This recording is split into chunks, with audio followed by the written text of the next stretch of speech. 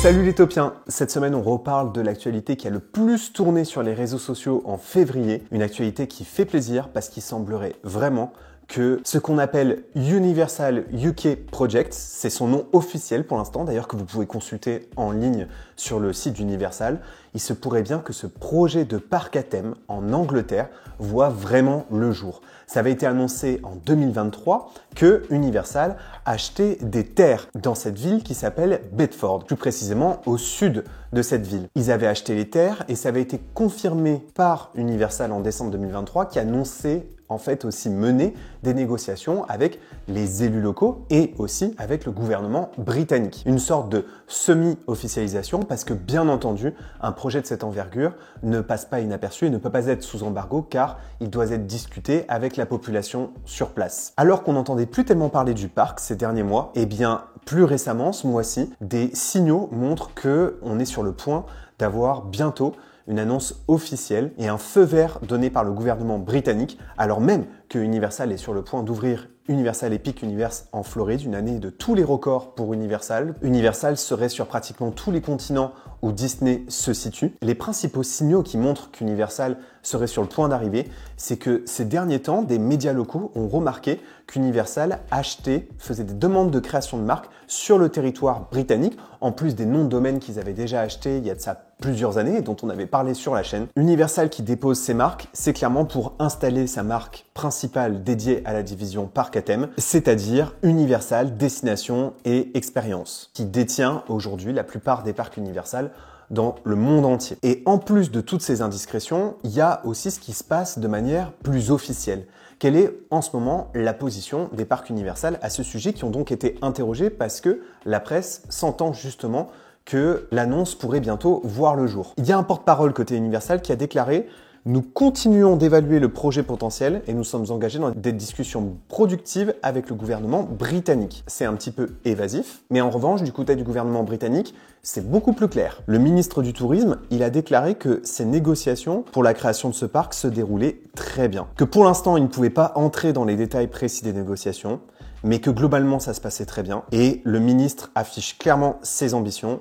Il souhaite qu'Universal s'installe pour une transformation absolue de l'industrie touristique britannique s'ils arrivent à obtenir l'arrivée d'Universal. On en parlait d'ailleurs dans la vidéo précédente. Les gouvernements sont plutôt toujours assez favorables à l'arrivée de ce genre de parc parce que c'est évidemment un très gros promoteur d'emploi. Probablement que cet accord sera en faveur d'Universal qui aura probablement assez peu de contraintes sur place pour se développer. Mais justement, il faut que les parcs Universal aient toutes leurs garanties. Et effectivement, Universal promet des chiffres absolument incroyables. Si le parc était créé, il promettrait de générer près de 50 milliards de livres sterling à partir du moment de la construction et jusqu'aux 20 premières années d'exploitation. Et le président d'Universal Destination et Expérience promet que c'est pas simplement un parc, c'est aussi un resort hôtelier. C'est un très gros complexe qui arrive là et qui a un potentiel de générer des milliards de bénéfices. Alors, ce projet, et on en a déjà parlé sur la chaîne, il est en ligne sur le site d'Universal. Universal a tout expliqué sur la façon dont il voyait ce parc. Et ce parc, à quoi concrètement il va ressembler? Quand vous regardez ce qu'a fait Universal dans le monde entier,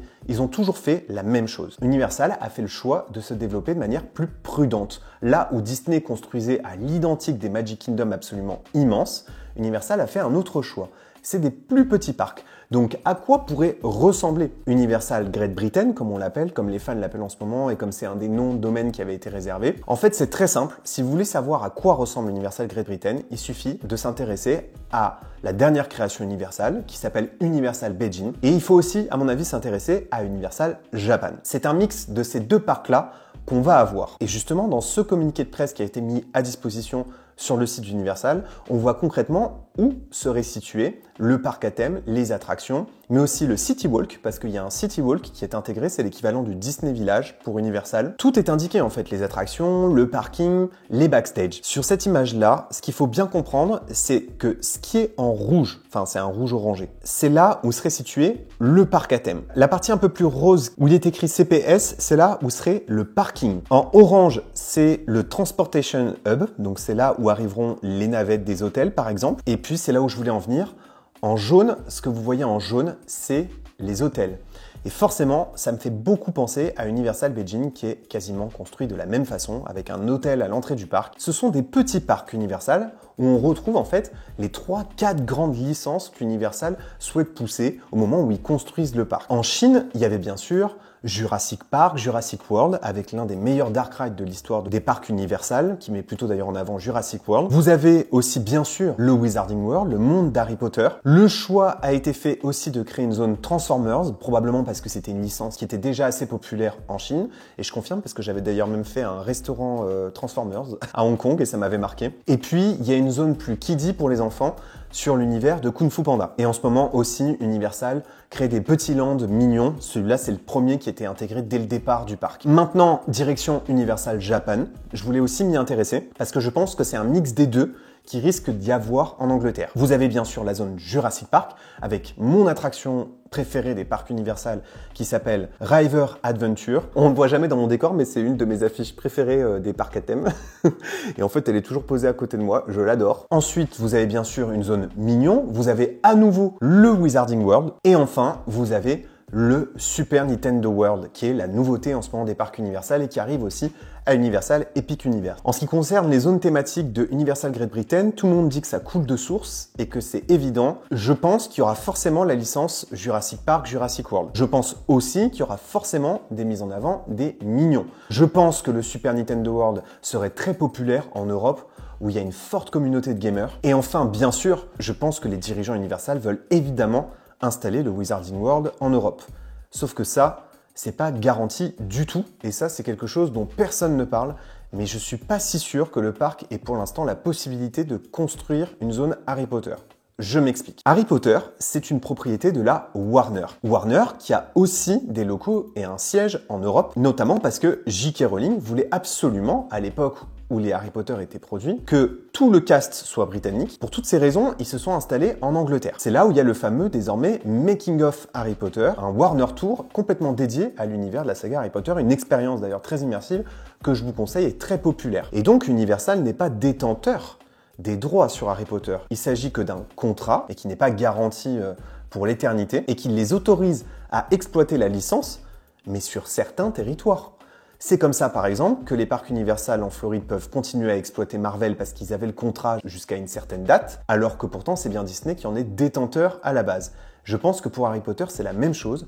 Pas sûr que Warner ait forcément envie de leur laisser l'exploitation de la licence. Mais par contre, il y aura évidemment une pression à la fois du public, des fans, mais même aussi des visiteurs peu aguerris qui ne comprendraient pas pourquoi dans ce parc Universal, il n'y aurait pas de zone Harry Potter dans le pays même où a été inventée la saga. Quoi qu'il arrive, si le parc s'y installe, il y aura toujours une place pour créer cette zone. Et ça, je pense qu'Universal l'envisage dès le départ. Mais je suis pas si sûr qu'à l'ouverture de ce parc, il y ait tout de suite une zone Harry Potter, ce qui serait quand même fou. Sur mes vidéos précédentes, vous avez été aussi nombreux à me parler de la météo. Les attractions Universal sont rarement des attractions en extérieur. C'est plutôt des attractions où il y a beaucoup d'écrans en intérieur. En réalité, Universal comme Disney maîtrise très bien ce qu'on appelle l'indoor et donc les dark rides.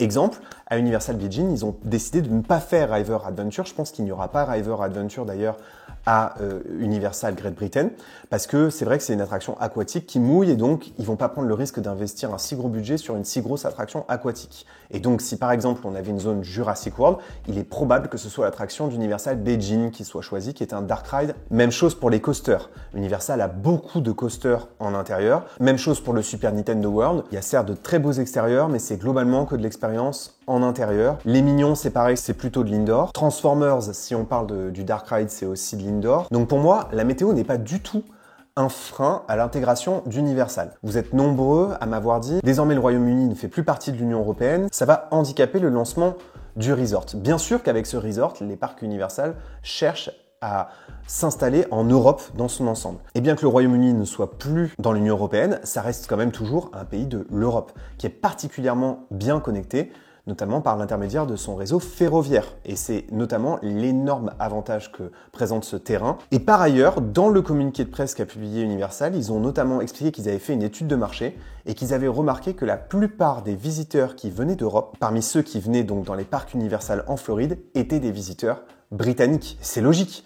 Ce sont des anglo-saxons, donc forcément très familiers de la culture américaine et de leurs licences emblématiques. C'est sûr qu'avec des attractions et des univers comme ceux dont on vient de parler, ce sera beaucoup plus facile de s'installer, encore plus s'il y a un Wizarding World. Il n'y aura pas non plus la barrière de la langue, ça c'est un détail important. Et enfin, comme je vous ai dit, Universal, quand il se lance sur de nouveaux territoires, il se lance de manière prudente. En fait, le reste de la gamme Universal est beaucoup plus modeste, entre guillemets.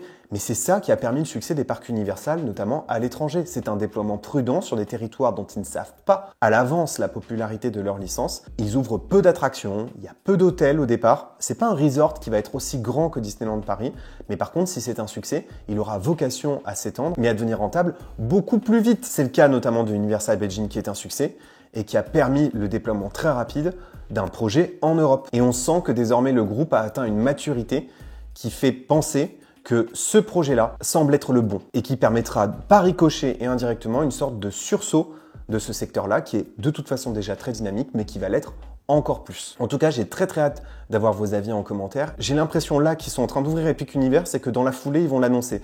Pour moi, c'est une question de mois, ça m'a l'air très imminent. Et déjà sur place, des fans ont remarqué qu'il y avait un peu de mouvement, que des premiers travaux avaient commencé et qu'Universal était déjà arrivé un petit peu sur place. Si ça se concrétise, on pourrait espérer l'ouverture de ce parc à l'horizon 2030. Vraiment très hâte d'avoir vos avis en commentaire. Merci d'avoir regardé cette vidéo les Taupiens. N'oubliez pas que vos rêves sont éternels. Bye!